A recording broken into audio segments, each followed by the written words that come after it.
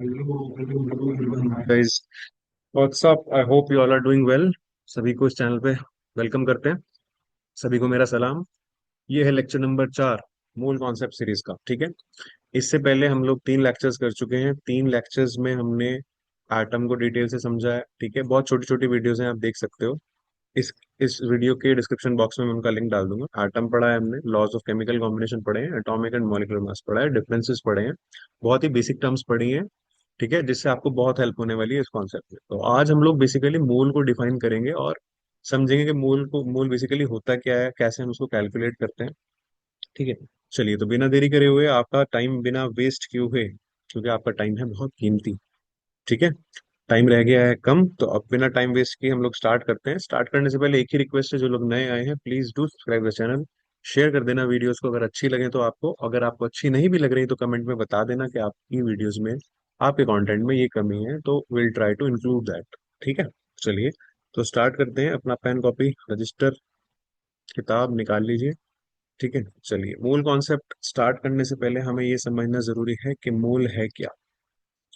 ठीक है। तो अगर आप मोल को समझोगे तो बेसिकली मोल एक मेजरिंग यूनिट है। क्या है मोल? एक मेजरिंग यूनिट। मेजरिंग यूनिट का मतलब एक नापने का तरीका है। ठीक है, जैसे हमारे पास किलोग्राम होता है, मीटर होता है, मिलीलीटर होता है, वैसे ही मोल भी क्या है? एक मेजरिंग यूनिट है, सिंपल सी। ठीक है, क्योंकि आपको पता है एटम्स, मॉलिक्यूल्स, इलेक्ट्रॉन्स, ये बहुत ही छोटे छोटे, छोटी छोटी चीजें, छोटे पार्टिकल्स हैं, right.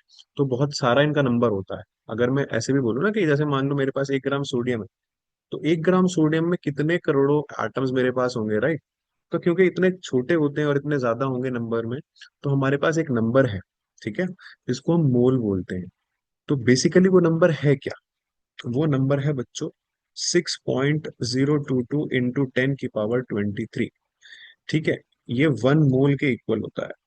1 mole is equal to 6.022 into 10 की पावर 23 पार्टिकल्स। अब पार्टिकल्स में आपका सब आ जाएगा। एटम्स भी हो सकते हैं, मॉलिक्यूल्स हो सकते हैं, इलेक्ट्रॉन्स हो सकते हैं, आयंस हो सकते हैं, पेन हो सकते हैं, डस्टर हो सकते हैं, कॉपी हो सकते हैं, बोर्ड हो सकते हैं, वट जो भी चीज इसके बराबर होगी वो 1 मोल कहलाएगी। मैं दोबारा रिपीट करता हूँ।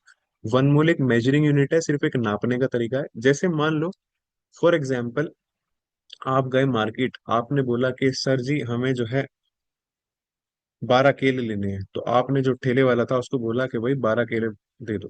तो आप 12 केले ना बोल के, 12 बनानाज ना बोल के, आप क्या बोलोगे कि 1 डजन दे दो, है ना। 12 बनाना कितने के बराबर होता है? 1 डजन के बराबर होता है। ठीक है, तो 1 डजन जो है, एक नाम दे दिया 12 केले को। ऐसे ही इतने सारे पार्टिकल्स को, 6.022 इंटू 10 की पावर 23 को, हमने नाम दे दिया है 1 मोल। ठीक है, और इसी नंबर को बच्चों बोलते हैं एवोगैड्रो नंबर, साइंटिस्ट के रिसर्च के रिस्पेक्ट में। ठीक है, जिस साइंटिस्ट ने इसको नंबर को दिया, उसका नाम था डिमिटियो एवोगैड्रो। ठीक है, अब सबको समझ में आ गया होगा, मोल एक नापने का तरीका है। मोल इक्वल होता है 6.022 इंटू 10 की पावर 23 पार्टिकल्स के। इतनी इसके बराबर कोई भी चीज होगी 6.022 इंटू 10 की पावर 23 के, वो 1 मोल कहलाएगी। जैसे अगर कोई भी चीज हमने 12 ली है, मान लो मेरे पास 12 सॉक्स है, तो मैं बोलूंगा मेरे पास 1 डजन सॉक्स, है ना। समझ में आ रही बात? जैसे मैंने कहा 12 केले को हम क्या बोलते हैं? 1 डजन बोल देते हैं। ऐसे ही इतने नंबर को हम क्या बोल देते हैं? 1 मोल। आई होप सबको इतना समझ में आया होगा। ठीक है, कि मोल क्या है। क्लियर है? अगर हम डेफिनेशन की बात करें ना, साइंटिफिक डेफिनेशन की, तो 1 मोल जो है आपका, वो किसके बराबर होता है? इट इज 1 मोल, है ना। इसको आप लिख सकते हैं defined as number of particles as there are in 12 gram of carbon 12 isotope. ठीक है, ये साइंटिफिक डेफिनेशन हो गई। थोड़ी समझने में इसको शायद आपको प्रॉब्लम हो, तो मैं आपको समझा देता हूँ। 1 मोल किसके बराबर है? 1 मोल बराबर है जितने पार्टिकल 12 ग्राम कार्बन 12 आइसोटोप में आते हैं। कार्बन के आपको पता है आइसोटोप होते हैं 12, 13, 14। ठीक है, तो जो कार्बन 12 वाला आइसोटोप है, उसके 12 ग्राम में जितने पार्टिकल आ जाएंगे कार्बन के, वो किसके बराबर होगा? वो 1 मोल के बराबर होगा। ठीक है, आई होप आपको ये डेफिनेशन समझ में आएगी। It is defined as number of particles as there are in 12 gram of carbon 12 isotope. तो कार्बन 12 आइसोटोप जो है, उसके 12 ग्राम में कितने पार्टिकल हैं, that is equal to 1 mole, है ना। ये साइंटिफिक डेफिनेशन हो गई। अब बेसिकली हम लोग पहले डिस्कस कर चुके हैं इससे पहले वीडियोस में, है ना। अगर मैं बात करूं one atom of carbon, one atom of carbon जो होता है बच्चों, वो होता है आपका 1.99 इंटू 10 की पावर -23 के बराबर। ठीक है, 1.99 इंटू 10 की पावर -23 ग्राम के बराबर। ठीक है, ये एक एटम का मास होता है। स्पेक्ट्रोस्कोपिक जो हमारे पास टेक्निक है उनसे हमने निकाला है। अब अगर मैं आपसे कहूं कि मेरे पास 12 ग्राम कार्बन है, तो 12 ग्राम कार्बन में नंबर ऑफ एटम्स कितने होंगे, तो आप कहोगे सर 12 ग्राम को डिवाइड कर दो एक एटम के मास से, आपको पता चल जाएगा कि उसके अंदर कितने एटम्स हैं, है ना। सिंपल है, एक एटम का मास मुझे पता है। ठीक है, तो 12 ग्राम के अंदर मुझे मुझे पता चल जाएगा कितने एटम्स होंगे, राइट। मान लो मेरे पास जो है एक मैंगोज है ना, मैंगोज की पेटी है मेरे पास एक। तो एक पेटी जो है वो 10 किलो की है। ठीक है, और टोटल मेरे पास जो है 100 किलो वेट है। टोटल मेरे पास कितना है, 100 किलो वेट। तो उसके अंदर कितनी मैंगो की जो है मेरे पास पेटी होंगी, वो 10 होंगी, राइट। हमने क्या किया, टोटल वेट को एक के वेट से डिवाइड कर दिया। ठीक है, ऐसे ही हम यहाँ पे कैलकुलेट कर सकते हैं। ठीक है, तो number of atoms of carbon in 12 gram carbon कितने हो जाएंगे, it will be equal to 12 divided by 1.99। ठीक है, 12 ग्राम डिवाइड बाय 1.99 इंटू 10 की पावर -23 ग्राम। ठीक है, तो यहां से जो नंबर आता है हमारे पास, that number is basically 6.022 into 10 की पावर 23। ठीक है, इतने नंबर ऑफ एटम्स होंगे 12 ग्राम कार्बन। तो अब इस नंबर को क्या बोला गया, वन मोल बोला गया। ठीक है, तो वन मोल कुछ भी हो वो इसके बराबर होगा। आई होप अच्छे से समझ में आ गया होगा कि वन मोल है क्या। ठीक है, तो अगर अब मैं बोलूं आपसे कि वन मोल एच एटम्स है मेरे पास, वन मोल हाइड्रोजन एटम्स है मेरे पास। ठीक है, वन मोल क्या है, हाइड्रोजन एटम्स। तो वो कितने के बराबर होंगे, 6.022 इंटू 10 की पावर 23 के बराबर होंगे। ऑल राइट, अगर मैंने बोला मेरे पास वन मोल H2 मॉलिक्यूल्स हैं। ठीक है, दोनों बातों में फर्क है। देखो, हाइड्रोजन एटम मतलब H, हाइड्रोजन मॉलिक्यूल मतलब H2। तो वन मोल H2 मॉलिक्यूल का मतलब भी यही है कि 6.02 इंटू 10 की पावर 23 मॉलिक्यूल्स ऑफ हाइड्रोजन है, अगर मैं मॉलिक्यूल्स की बात कर रहा हूँ। ठीक है, ये डिफरेंस समझ में आया होगा। वन मोल हाइड्रोजन एटम मतलब 6.022 इंटू 10 की power 23 atoms. One mole H2 molecule भी 6.022 इंटू 10 की पावर 23 मॉलिक्यूल्स ऑफ हाइड्रोजन। लेकिन अगर आपसे मैं कहूं कि वन मोल हाइड्रोजन मॉलिक्यूल में एटम्स कितने होंगे, तो आप देख सकते हो एक मॉलिक्यूल जो है हाइड्रोजन का, H2 का, वो दो हाइड्रोजन एटम से मिला के बनता है। कितने से बनता है, दो एटम से मिला के बनता है वन मॉलिक्यूल। तो वन मोल के अंदर कितने होंगे, 2 मोल हाइड्रोजन एटम्स होंगे। सिंपल सी बात है भाई, H2 का एक मॉलिक्यूल दो हाइड्रोजन एटम्स को मिला के बनता है। ठीक है, तो एक मोल हाइड्रोजन मॉलिक्यूल में हाइड्रोजन के एटम्स कितने होंगे, 2 मोल्स होंगे, है ना। तो 2 मोल्स हाइड्रोजन एटम्स।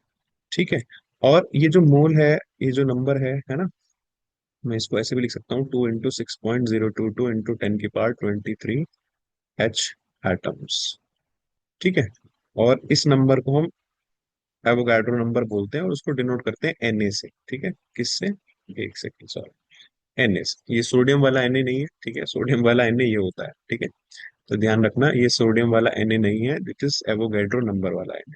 ठीक है, तो मैं ऐसे लिख सकता हूँ क्या, 2NaH एटम्स, है ना, ऐसे लिख सकते हैं। तो हमने बेसिकली उसकी एटॉमिसिटी इससे मल्टीप्लाई करा दिया। ठीक है, कितने एटम से मिलकर एक मॉलिक्यूल बना था उससे मल्टीप्लाई करा। आई होप यहाँ तक सबको क्लियर हो गया होगा कि क्या है बेसिकली आपका मोल, राइट। अब आगे चल के हम लोग को ये समझना है कि हमें इसे इस्तेमाल कैसे करना है कैलकुलेशन में, क्योंकि मोल जो है ना, वो फंडामेंटल यूनिट है, आपकी पूरी फिजिकल केमिस्ट्री में यूज होगी। इनफैक्ट ऑर्गेनिक केमिस्ट्री में भी ऐसे क्वेश्चंस आने लगे हैं जहां पे आपको मोल से रिलेट करा देते हैं वो क्वेश्चन को। ठीक है, स्पेशली मेंस एंड एडवांस। ठीक है, तो अच्छे से ध्यान में रखते हुए चलना है आपको ये चीज। चलिए आगे देखते हैं। हम्म अगर मैं आपसे कहूं कि मेरे पास जो है 1 मोल कैल्शियम कार्बोनेट है, ठीक है, तो 1 मोल कैल्शियम कार्बोनेट का मतलब आप समझो। अगर मैं बात करूं कैल्शियम एटम की, ठीक है, तो कैल्शियम एटम्स कितने होंगे इसके अंदर? 1 मोल होंगे, बिल्कुल सही है, इस फॉर्मूले में देख लो आप। इसके अंदर कार्बन के एटम्स कितने होंगे? तो आप कहोगे सर 1 मोल होंगे, कोई दिक्कत नहीं है। लेकिन अगर मैं कहूँ इसके अंदर ऑक्सीजन एटम्स कितने होंगे 1 मोल कैल्शियम कार्बोनेट में, तो आप बोलोगे सर 3 मोल ऑक्सीजन एटम्स होंगे। सही है। तो अगर मैं टोटल कर दूं तो टोटल नंबर ऑफ एटम्स कितने होंगे कैल्शियम कार्बोनेट में, 1 mole calcium carbonate. So total number of atoms will be equal to 3 + 1 + 1 कितने हो जाएंगे, 5 मोल एटम्स टोटल। मतलब ये 5 मोल एटम्स जो है वो टोटल है, जिसमें से 3 मोल ऑक्सीजन के एटम है, 1 मोल कार्बन के एटम है, 1 मोल कैल्शियम के एटम है। सही है, आई होप सबको समझ में आ गया होगा। बिल्कुल ऐसा ही सिमिलर क्वेश्चन आया हुआ है इस बार, ठीक है, 2025 नीट में मैं आपको वो क्वेश्चन भी कराऊंगा। ठीक है, ये बात समझ में आई। 1 मोल कैल्शियम कार्बोनेट किसके बराबर हुआ? अगर मैं कैल्शियम एटम्स की बात करूं तो 1 मोल कैल्शियम एटम होंगे उसमें, 1 मोल कार्बन एटम होंगे और 3 मोल ऑक्सीजन एटम होंगे। टोटल अगर एटम्स की बात करें तो वो 5 मोल। ठीक है। और क्या समझ सकता हूँ मैं 1 मोल कैल्शियम कार्बोनेट से? मैं ये भी तो समझ सकता हूँ, देखो कैल्शियम का वेट जो होता है, एटॉमिक मास कितना होता है, 40, राइट, 40 ग्राम। प्लस कार्बन का कितना है, 12 ग्राम। प्लस ऑक्सीजन का कितना है, 16। कितने ऑक्सीजन है, 3। ठीक है, तो इन सबको अगर आप ऐड करोगे तो 100 ग्राम। सही है, तो मैं बोल सकता हूँ 1 मोल कैल्शियम कार्बोनेट किसके बराबर हो गया, 100 ग्राम के बराबर हो गया। और इसी को बच्चों बोलते हैं मोलार मास। ये मैं पिछली क्लास में भी एक्सप्लेन कर चुका हूँ। ठीक है, एटॉमिक मास, मोलिकुलर मास या molar mass, gram atomic mass, ये क्या होते हैं, ठीक है, क्या डिफरेंसेस हैं। तो आप वो वीडियो इसी वीडियो के डिस्क्रिप्शन बॉक्स में मैं लिंक डाल दूंगा, वहां जाके देख सकते हो। ठीक है, ये बातें समझ में आई। 1 मोल कैल्शियम कार्बोनेट से हम लोग और क्या क्या पता लगा सकते हैं। ठीक है, आई होप इतना सबको समझ आ गया होगा। चलिए, तो मोल को हम डिनोट करते हैं बच्चों एन से। किससे डिनोट करते हैं, एन से डिनोट करते हैं। ठीक है, ऑल राइट। अब मोल्स को निकालने के लिए है ना, इसलिए ये है आपका मोल, एन। मोल निकालने के लिए हमारे पास अलग अलग तरीके हैं। ठीक है, उन तरीकों का यूज करेंगे और उनसे मोल निकालें। ठीक है, चलिए, अगर मैं बात करूं in terms of number, in terms of number of particles. ठीक है बच्चों, मैं पार्टिकल्स लिख रहा हूँ, पार्टिकल्स में सब आ जाएंगे यहाँ पे, atoms, molecules, electrons, ions, right. In terms of particles अगर आपको नंबर ऑफ पार्टिकल्स के टर्म्स में निकालना है मोल को, तो मोल्स का सिंपल फॉर्मूला होता है आपका number of particles divide by 6.022 into 10⁻20। जाहिर सी बात है, नंबर ऑफ मोल्स कैसे निकालोगे आप, कि आपके कितने पार्टिकल हैं और एक एक मोल में कितने पार्टिकल आते हैं, राइट। तो इसको एन ए भी लिख देते हैं, तो फॉर्मूला हो जाएगा आपका N is equal to number of particles. अगर यहाँ एटम हुए तो हम एटम को रिप्लेस कर देंगे पार्टिकल से, मॉलिक्यूल हुए तो मॉलिक्यूल लिख देंगे, number of molecule divide by N A. ठीक है, तो एक फॉर्मूला तो हमारे पास ये आ गया। ठीक है, किसकी टर्म्स में है ये, नंबर ऑफ पार्टिकल्स की टर्म्स में। नेक्स्ट देखो आप,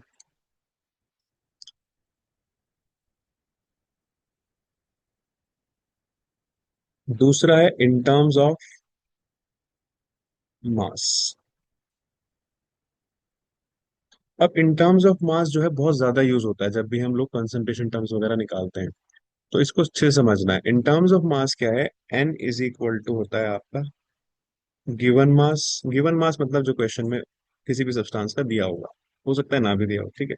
तो given mass upon molar mass. ठीक है, very important, very very important. जो गिवन मास है वो डब्ल्यू से डिनोट करते हैं हम, और मोलार मास को कैपिटल एम से। तो इन शॉर्ट हम लिख सकते हैं N is equal to W upon M. ठीक है, आप आई होप ये समझ में आ गया होगा। इन टर्म्स ऑफ मास हम कैसे निकालते हैं, गिवन मास बाय मोलार मास। ठीक है, जैसे मान लो फॉर एग्जांपल मैंने बोला कि मेरे पास जो है वो है 10 ग्राम कैल्शियम। क्या है मेरे पास, 10 ग्राम कैल्शियम। इसके मोल्स बताओ कितने होंगे। तो मोल्स अगर मुझे निकालने पड़ेंगे तो मैं क्या करूंगा, 10 ग्राम तो गिवन मास है, और एटॉमिक मास कितना होता है कैल्शियम का, 40। तो कितना हो जाएगा मेरे पास, 0.25 मोल्स। ऐसे निकालते हैं यहाँ से। ठीक है, एग्जाम्पल करेंगे क्वेश्चन इस पे और अच्छे से। फिलहाल हम इसको अलग अलग टर्म्स में देख लेते हैं ना, कैसे निकालना है। नेक्स्ट जो आपको निकालना है वो है in terms of volume. Very very important. ठीक है, from examination point of view. अब इन टर्म्स ऑफ वॉल्यूम समझिए आप।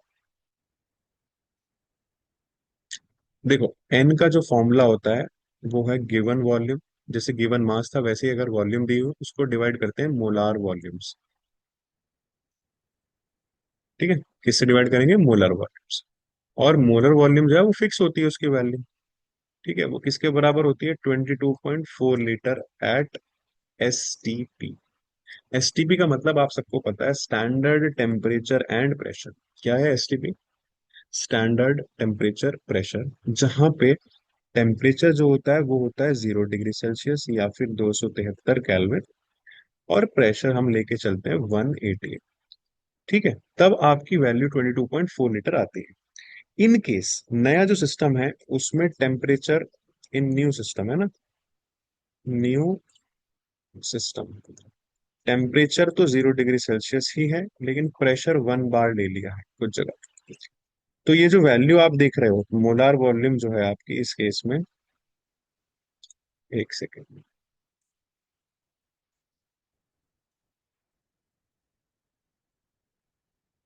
तो आपकी जो है इसमें मोलार वॉल्यूम वो हो जाएगी 22.7 लीटर। ठीक है, नए वाले। तो ध्यान रखना, जनरली ज्यादातर तो 22.4 ही यूज होती है, लेकिन 22.7 भी यूज हो सकती है। No big deal. तो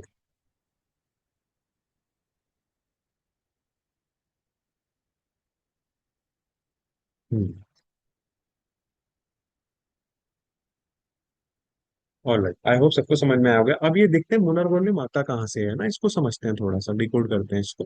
22.4 लीटर कहाँ से आया है? तो बेसिकली हमारे पास एक है एवोगैड्रो लॉ। एवोगैड्रो लॉ बोलता है कि volume of gas, any gas, is directly proportional to number of molecules. जो कि बात बहुत सिंपल है, जितने ज्यादा मॉलिक्यूल्स होंगे उतनी ज्यादा वॉल्यूम भी होगी गैस की। ठीक है, इट्स वेरी इजी, राइट। तो फिर ये बोला गया कि अगर एस टी पी है, at S T P 1 mole of any gas, मैं बोल रहा हूँ एनी गैस, हाइड्रोजन हो, हीलियम हो, कार्बन डाइऑक्साइड हो, डजेंट मैटर, अगर एस टी पी है तो 1 mole of any gas occupies 22.4 litre. ठीक है, कितना ऑक्यूपाई करती है? 22.4 लीटर के बराबर होती है एट एस टी पी। ठीक है, डजेंट मैटर कौन सी गैस है आपकी। अगर आप 1 मोल गैस को लिक्विफाई करते हो ना, लिक्विड बनाते हो उसका, तो वो कितने के बराबर आएगा? 22.4 लीटर, या फिर हम कह सकते हैं 22,400 ml। है ना, ये हम लोग यूज करने वाले हैं। समझ में आया? ठीक है, यहाँ इसको निकालने के लिए ना हम लोग एक इक्वेशन यूज करते हैं, आइडियल गैस इक्वेशन। ठीक है, अगर आपसे कोई पूछे कि ये कैसे आया, तो एक आइडियल गैस इक्वेशन है, PV is equal to N R T. P pressure है, वी वॉल्यूम है, एन नंबर ऑफ मोल्स है, आर गैस कांस्टेंट है, और टी टेम्परेचर। तो अगर मैं यहाँ पे वॉल्यूम निकालूं तो वो क्या हो जाएगा? N R T upon P. अब अगर 1 मोल की बात कर रहे हैं तो एन की वैल्यू 1 हो जाएगी, आर की वैल्यू यहाँ पे हम 0.082 लेते हैं। ठीक है, आगे समझा दूंगा कहीं पे क्यों लेते हैं ये वाली, और भी वैल्यूज होती हैं यार। ठीक है, तो जब भी आपका प्रेशर एटमॉस्फेयर में होगा, वॉल्यूम लीटर में होगी, तो हम 0.082 यूज करेंगे। टेम्परेचर आपका कैलविन में लेना है, 273। ठीक है, और प्रेशर आपका क्या लेना है? 180। जब आप इसको सॉल्व करोगे ना, तो वॉल्यूम आएगी अप्रोक्सीमेटली 22.38 लीटर। ठीक है, तो हम इसको ये मान लेंगे कि 22.4 लीटर के अप्रोक्स आ रही है। समझ में आया ये पूरा कहाँ से आया मोलार वॉल्यूम का कॉन्सेप्ट? ठीक है, मोलार वॉल्यूम कितनी होती है, कब चेंज होती है?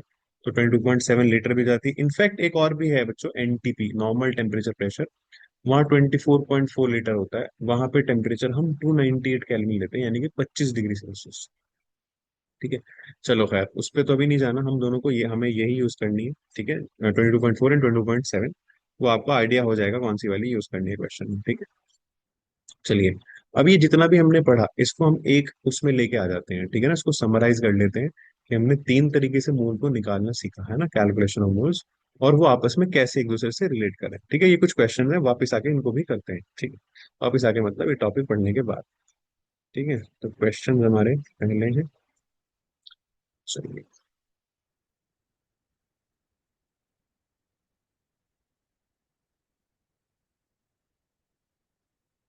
समझते हैं, ठीक है। चलिए, अगर मैं मोल्स को ऐसे रख, बीच में मोल्स रख लिया मैंने, राइट। ऑलराइट, और यहाँ पे है मेरे पास गिवन मास, ठीक है। तो गिवन मास से मोल्स जाने के लिए मुझे क्या करना पड़ता है, मुझे डिवाइड करना पड़ता है मोलार मास से, ठीक है। और मोल्स से आपको गिवन मास तक जाने के लिए क्या करना पड़ेगा, multiply by molar mass, sorry, mole से आपको गिवन मास तक जाने के लिए मल्टीप्लाई करना पड़ेगा मोलार मास, ठीक है। ऐसे ही हमें नंबर ऑफ पार्टिकल से भी रिलेशन पता है, ठीक है। तो नंबर ऑफ पार्टिकल्स, जिसमें एटम्स मॉलिक्यूल सब आ जाएंगे, तो मोल से अगर आपको नंबर ऑफ पार्टिकल्स निकालने हैं, तो you have to divide by N A, Avogadro number. और अगर आपको मोल्स पता है और आपसे नंबर ऑफ पार्टिकल्स पूछे गए हैं, तो आप क्या करेंगे, मल्टीप्लाई बाय एन ए, ठीक है। आई होप ये समझ में आया होगा। तीसरा जो है वो है इन टर्म्स ऑफ वॉल्यूम, है ना, तीन पढ़े थे हमने। तो इन टर्म्स ऑफ वॉल्यूम में बात करूं अगर, वॉल्यूम ऑफ गैस, लेकिन ये तभी लगाना है फॉर्मूला जब एसटीपी दिया हो।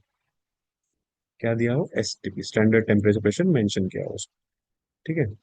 तो वो नंबर ऑफ मोल्स निकालने और वॉल्यूम ऑफ गैस दिए, तो डिवाइड बाय 22.4 लीटर, है ना, जिसको मोलर वॉल्यूम बोलते हैं।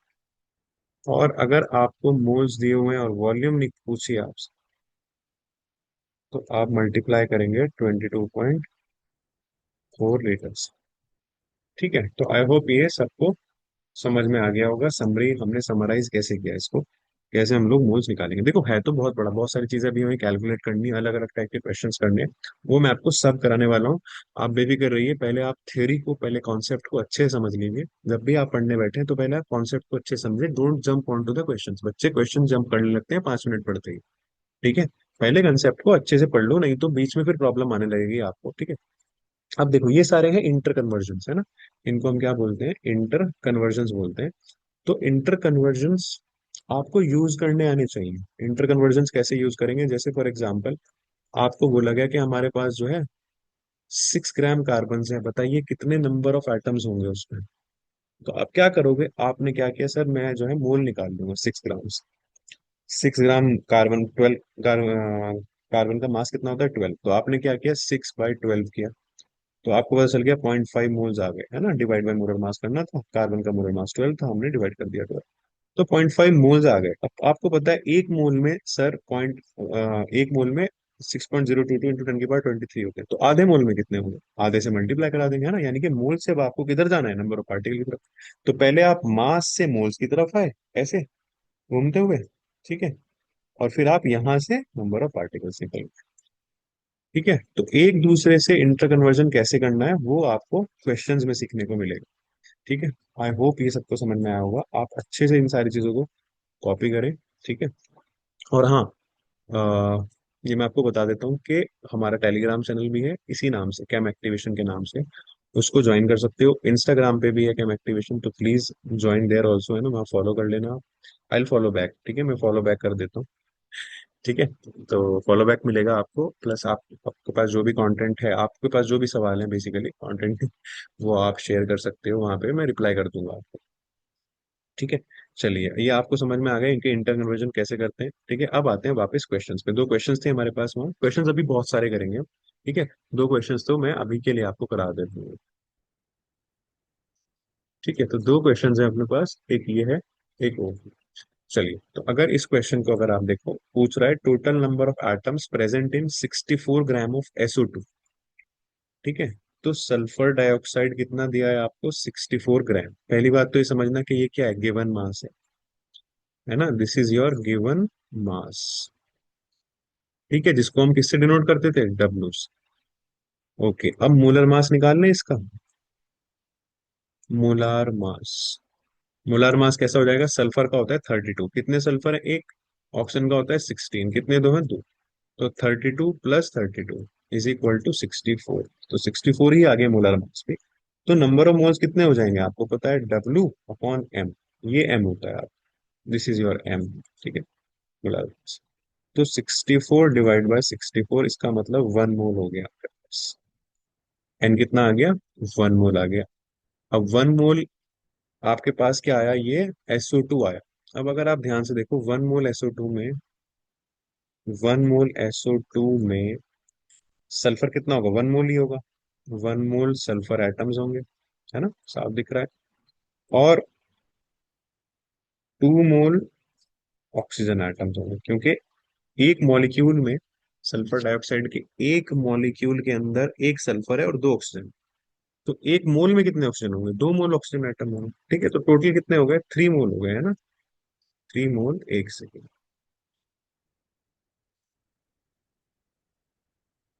सॉरी। ओए होए होए। हम्म। तो हमारे पास होंगे यहाँ पे 3 मोल एटम्स, टोटल एटम्स की अगर हम बात करें। ठीक है, तो 3 मोल ऑक्सीजन, सॉरी 3 मोल टोटल एटम्स हो जाएंगे। और आपको पता है 1 मोल में कितना होता है, 1 Na होता है, right. So it will B 3 into Na atoms. इसका मतलब मल्टीप्लाई अगर आपसे कराएगा तो 6.022 into 10 की पावर 23। तो ये हो जाएगा 18.066 जहां तक मुझे लगता है। और इंटू 10 की पावर 23 एटम्स, टोटल एटम्स की अगर हम बात करें। ठीक है, अच्छा इन्होंने 3 के टर्म्स में दिया हुआ आंसर, ये है ना फोर्थ आंसर, 3 into 6.022 into 10 की पावर 23। ठीक है, ये 3 Na हो गया, क्योंकि उसने टोटल नंबर पूछा था, देखो हमसे। ठीक है, आई होप ये सबको क्लियर हुआ होगा। अगर क्लियर नहीं हुआ तो दोबारा आप पूछ सकते हैं मुझसे चैट में, मैं दोबारा अगली बार फिर से एक्सप्लेन कर दूंगा। बट आपको कॉन्सेप्ट क्लियर होना चाहिए। नेक्स्ट देखते हैं question. 2 gram of oxygen contain number of atoms equal to that contained by. ठीक है, अब 2 ग्राम ऑफ ऑक्सीजन दिया है आपको। ठीक है, चलिए नंबर ऑफ मोल्स निकालते हैं। 2 ग्राम ऑक्सीजन के 2/16 यानी कि 1/8। 1/8 मोल ऑक्सीजन एटम्स आ गए। ठीक है, अब बाकी में से चेक करते हैं। 2 ग्राम कैल्शियम की अगर मैं बात करूं, तो 2 ग्राम कैल्शियम कितना हो जाएगा, 2/14, ये मोलर मास है इसका। राइट, तो ये हो जाएगा 1/20। ऐसे ही हम 4 ग्राम सल्फर को निकाल लेते हैं। तो N = 4/32, ये हो जाएगा 1/8। ठीक है, तो 1/8 ही हमें शायद चाहिए था, है ना, 1/8 एंड 1/8। अगर आप देखो यहाँ पे भी कितने हो गए, 1/8 मोल ऑक्सीजन है। यहाँ भी कितने हो गए, 1/8 मोल सल्फर एटम्स। तो ये बराबर हो गया। बाकी चेक कर लेते हैं। 9 ग्राम नाइट्रोजन, नाइट्रोजन तो मास होता है 14।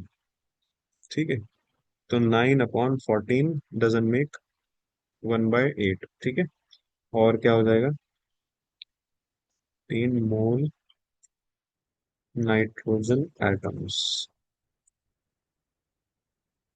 ठीक है, फिर 4 ग्राम आपको सोडियम दिया है, 4, ठीक है,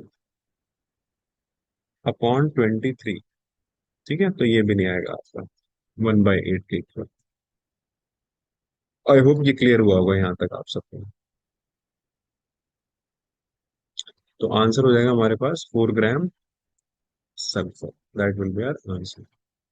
ठीक है, तो ऐसे ही क्वेश्चंस बहुत सारे करेंगे हम, बहुत सारे टाइप्स के करेंगे। ठीक है, ये तो एक शुरुआत है, बेसिक है। मैं बेसिक बट बता रहा था आपको, आज मैंने कॉन्सेप्ट क्लियर किया। ठीक है, क्वेश्चंस तो बस मैंने आपको कराए ताकि आपका जो है एक स्टार्ट हो जाए, है ना, आपकी जो प्रैक्टिस स्टार्ट होनी चाहिए। क्योंकि मेनली मूल कॉन्सेप्ट से बच्चों डायरेक्ट क्वेश्चंस तो आते ही हैं, इनडायरेक्ट क्वेश्चंस भी बहुत आते हैं, बहुत जगह यूज होगा, पूरी फिजिकल केमिस्ट्री में यूज होता है। तो आपको अच्छे से आना चाहिए, अलग अलग तरीके से निकालना आना चाहिए। तो अभी तो हमने मूल वॉल्यूम के टर्म्स में नहीं किया है ना, एवोगैड्रो नंबर के टर्म्स में कुछ नहीं किया। तो सारे क्वेश्चन हैं जो मैं आपको कराने वाला हूँ। ठीक है, आने वाली वीडियोस में वो आपको मिल जाएंगे। उसके अलावा इस चैप्टर के हम लोग 3 लेक्चर्स कर चुके हैं, है ना, पहले भी, वो मैं आपको बता चुका हूँ शुरू में। तो उन तीनों टॉपिक्स को, उन तीनों वीडियोस को आप देख लेना, शॉर्ट वीडियोस हैं, ज्यादा लंबी नहीं। तो आपको उससे अच्छे से समझ में आ जाएगा कि basically atom, laws of chemical combination, atomic mass वगैरह क्या क्या है। क्योंकि इसके बाद मैं आपको परसेंटेज मास पढ़ाऊंगा। ठीक है, जिसमें आपको मैं एम्पेरिकल फार्मूला, मॉलिक्यूलर फार्मूला ये सब पढ़ाऊंगा। फिर स्टोइकोमेट्री है, लिमिटिंग रिएजेंट है, कॉन्सेंट्रेशन टर्म्स है। ठीक है, तो स्पीडली चलेंगे थोड़ा सा, तो पिछला आप कवर करते चलना, बैकलॉग मत छोड़ना। ठीक है, तो जो पिछली वीडियोस हैं उनको आप देख के अपने नोट्स बना लेना, उन पे जो क्वेश्चंस आपको नजर आ रहे हैं वो कर लेना। ठीक है, इसके बाद वाली वीडियो में हम परसेंटेज कॉम्पोजिशन डिस्कस करेंगे, फिर बाकी की चीजें डिस्कस करेंगे और इकट्ठे फिर बहुत सारे क्वेश्चंस करेंगे। ठीक है, बहुत सारे क्वेश्चंस करेंगे। चलिए, तो जो लोग पहली बार आए थे डू सब्सक्राइब द चैनल, है ना, और शेयर कर देना वीडियोस को। और जो लोग पहले से हैं वो प्लीज डू कमेंट, है ना, कैसा लगा उनको वीडियो। चलिए, टेक केयर, बाय बाय।